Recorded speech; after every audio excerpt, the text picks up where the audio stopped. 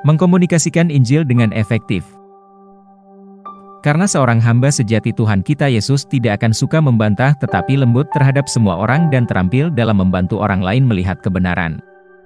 2 Timotius 2 ayat 24 TPT.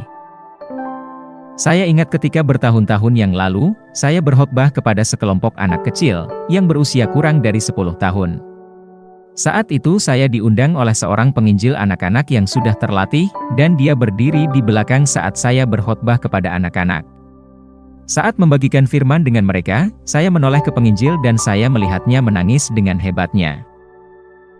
Ketika saya sedang bertanya-tanya, mengapa dia menangis, dia berjalan ke arah saya dan berkata, "Engkau baru saja mengkhotbahkan Yesus, tidak hanya kepada anak-anak ini, tetapi juga kepada saya."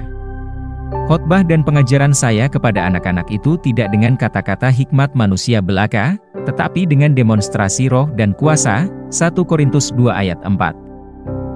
Saat engkau bertumbuh dalam perjalanan kristenanmu, penting bagimu untuk mengetahui bagaimana menyampaikan Injil secara artikulatif dan efektif.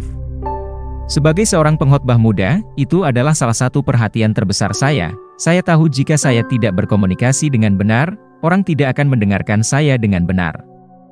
Jika mereka tidak mendengar saya dengan benar, mereka tidak akan percaya dengan benar. Dan jika mereka tidak percaya dengan benar, iman mereka akan terancam.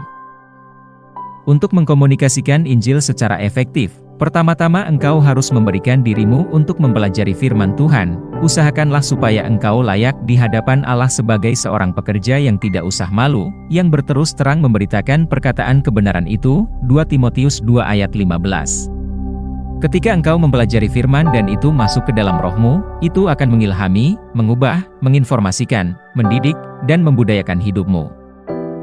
Selain itu, engkau harus mempercayai kuasa Roh Kudus untuk membantumu menyampaikan pesan dengan cara yang akan mengubah kehidupan.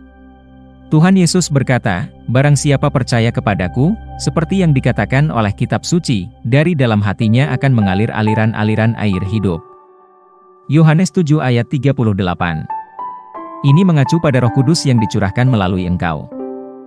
Sebagaimana firman memerintahkan kita untuk dipenuhi dengan roh, lakukanlah sesuai dengan itu.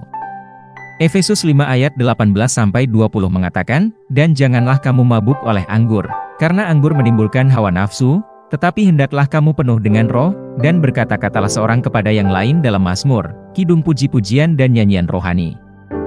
Bernyanyi dan bersoraklah bagi Tuhan dengan segenap hati.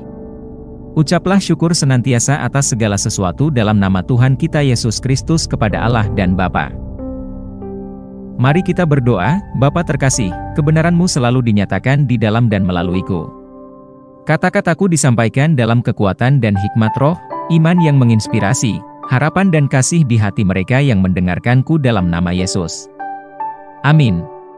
Ayat renungan hari ini terdapat dalam Efesus 6 ayat 15, 2 Timotius 4 ayat 2, 1 Korintus 2 ayat 4-5.